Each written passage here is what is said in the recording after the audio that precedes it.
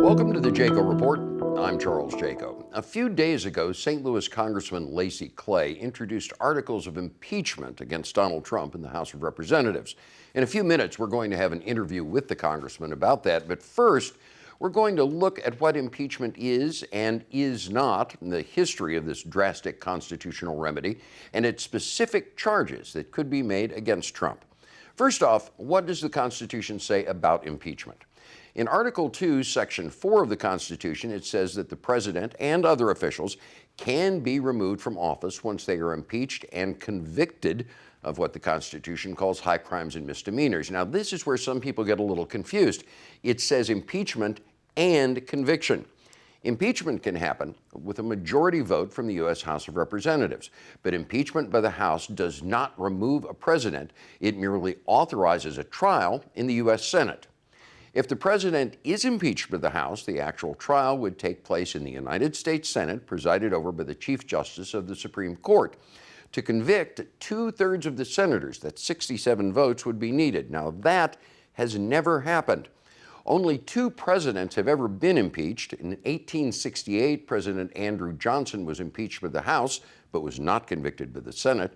130 years later, in 1998, President Bill Clinton was impeached by the House, and he too was not convicted by the Senate, and those are the only 2 presidential impeachments in U.S. history. Which brings us to Donald Trump.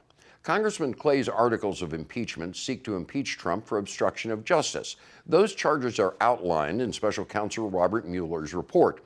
Mueller's report is in 2 volumes. The first investigated Russian interference in the 2016 election, and it concluded that while Russia did interfere on Trump's behalf and while Trump welcomed the Russian interference, there was insufficient evidence to prove that Trump had actually conspired with the Russians. Volume 2 of the Mueller report deals with obstruction of justice and instances where Trump might have interfered with the Mueller investigation. Mueller investigated 10 separate instances where Trump might have broken the law by obstructing justice. Among them, Trump's firing of FBI Director James Comey in May 2017. Before he fired him, he had asked Comey to drop the investigation. Trump said in an NBC interview that he fired Comey because of, quote, the Russia thing. Trump helped write a false statement explaining the June 2016 Trump Tower meeting between Donald Trump Jr. and Russians tied to Vladimir Putin. Trump's statement claimed it was about Russian adoptions. It was actually about the Russians offering dirt on Hillary Clinton. Trump's lawyer, John Dowd, told lawyers for Michael Flynn and Paul Manafort, both of whom had been indicted, that Trump might be willing to pardon them. Now, that could obstruct justice by leading Flynn and Manafort not to cooperate with investigators. Trump ordered White House counsel Don McGahn to pressure then Attorney General Jeff Sessions not to recuse himself from the Russia investigation. That could indicate Trump wanted to control the Russia probe through Sessions, but Sessions refused. In June 2017, Trump ordered White House lawyer McGahn to tell Attorney General Rod Rosenstein that Mueller had to be fired and the investigation ended because Mueller allegedly had a conflict of interest. There was no conflict of interest. McGahn refused to follow Trump's order. In June 2017, Trump told his former campaign manager, Corey Lewandowski, to take a note to then Attorney General Sessions, telling Sessions to issue a written statement, saying that Mueller would stop his probe into the 2016 elections. Lewandowski never passed that note to Sessions. Mueller said none of those 10 instances would be prosecuted because, according to the Justice Department, a president cannot be criminally indicted. But Mueller said that Trump was not cleared, saying, quote, if we had had confidence the president clearly did not commit a crime, we would have said so, close quote. And both Mueller and the Mueller report said that it was clearly now up to Congress to decide what to do next. That next, according to Congressman Lacy Clay, is impeachment. We spoke to the congressman 4 days ago after he held a news conference at St. Louis Children's Hospital. We also asked Clay about the committee he sits on, the House Oversight Committee, and why Trump officials who had refused to testify before it have not been charged with contempt of Congress. Congressman, your articles of impeachment that you've introduced, they seem to be based strictly on the obstruction of justice indications we got in the Mueller report. Can you expand on what those look like? Yeah, In the first half of the Mueller report, he indicated that he could not make the case for collusion. So the second half pointed out 10 to 11 instances of obvious obstruction of justice. And you can look at the incident of firing Comey as the FBI director as one instance of obstruction of justice, or telling McGahn to create a false document to throw off the public. All of these are connected to the case of the special counsel Mueller's investigation and this president attempting to obstruct the Mueller's effort to get to the bottom of his investigation. Where does the impeachment resolution go now? It would be up to the House Judiciary Committee to hold hearings. Would this have to pass the full House first, or do you feel that this is just another shove to get House Judiciary in that direction? What are the technicalities involved here? Well, there are two ways to do it. I know that in the last 2 years, I was able to vote twice on Representative Green of Texas resolutions to begin impeachment proceedings. And he brought it directly to the floor in a privileged motion. And so that's how he got it to the floor. He bypassed the committee process. And I feel as though the case is building for articles of impeachment to be referred to the House Judiciary Committee. And if that happens, and a vote is taken by the Judiciary Committee to proceed with impeachment proceedings, then I will be voting in favor of it when it reaches the House floor. Now, you're part of the House leadership now.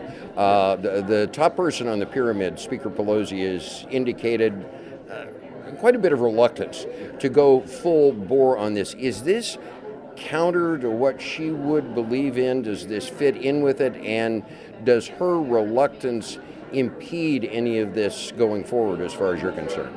I don't think it impedes it. I think she is playing the long game as far as trying to get a majority of the Democratic caucus at least to see if we can rise to the number of over a half of us being for impeachment right now. And right now the figure is about 80? About 72, 75 out of 240. So we aren't there yet. But to me, you know, out of the 435 members of the House, 100 in the Senate, we all have to ask ourselves, is it time for impeachment? And the answer to me is yes. And I think, you know, in the future when my children or grandchildren say to me, well, Grandpa, what did you do when this lawlessness was happening under the leadership of Trump? What did you do? And I want to be able to say that I was at the forefront of pushing to defend the Constitution, to defend the laws of this land. Given that evident lawlessness, as you've called it, what do you make of the fact that fewer than 80 of your colleagues in the Democratic caucus think things have approached impeachment? I mean, a reasonable person might be able to ask, if none of this behavior rises to the level of impeachable offenses, what does? Why the reluctance on a majority of the members of the caucus? Are they just trying to normalize this behavior? Do they think that the 2020 elections will solve everything? I mean, what do you think? I don't think they're trying to normalize the behavior. I think some of it has to do with following the House leadership, with following Speaker Pelosi's lead. She's a very good political strategist. And let's face it, that's an extraordinary move to undo a national election. And I know that, but I'm at the point individually as a person that I think it's time to undo a national election, but the majority of my colleagues are not. And it will take a majority for even the House Judiciary Committee to even begin public hearings, correct? I would think so. I mean, but each individual member has a position. If someone were to talk to Chairman Nadler, they would find that he would not be walking in lockstep with the Speaker of the House. What do you make, you're on the House Oversight Committee. Yes. What do you make of the fact that so many Trump administration operatives have blown off, ignored testimony, subpoenas? A lot of people, especially the progressive wing of the party, are saying, well, if the House cannot enforce people testifying under color of law, what good is it that they seem to be able, for example, Kellyanne Conway, to refuse to testify with impunity and without any consequences? Well, no, she will have to face consequences because we just subpoenaed her this week. And it's just another example of the lawlessness. Now, what happens when the administration is directed from the top by the president to not come to Congress, to not answer our questions, then we have to go into the court proceeding. And the evidence suggests that Congress is on good footing. They will be forced to submit documents and to appear before us eventually, but it's a longer process by relying on the courts. How concerned are you that the longer this drags on without apparent consequence to either Trump or members of his administration, that people are just going to sign, say, well, this is the new normal and nothing's going to happen, and these people act as if they're above the law because they are above the law? I don't buy into that concept. I feel as though by the time we get to November 2020, the American public will be thoroughly disgusted with the behavior of the president as well as his staff and his administration, and will soundly reject what they've had to endure for the last 4 years. Final question for you, sir. Is there a danger in the part of a lot of people saying, well, the November 2020 election will take care of this, and not acting quickly on impeachment before then, since, as you said, to many people, the high crimes and misdemeanors seem self-evident, because it seems a lot of people, especially in the Democratic Party, are saying, well, November 2020 will take care of this rather than acting right now. Is there a danger there?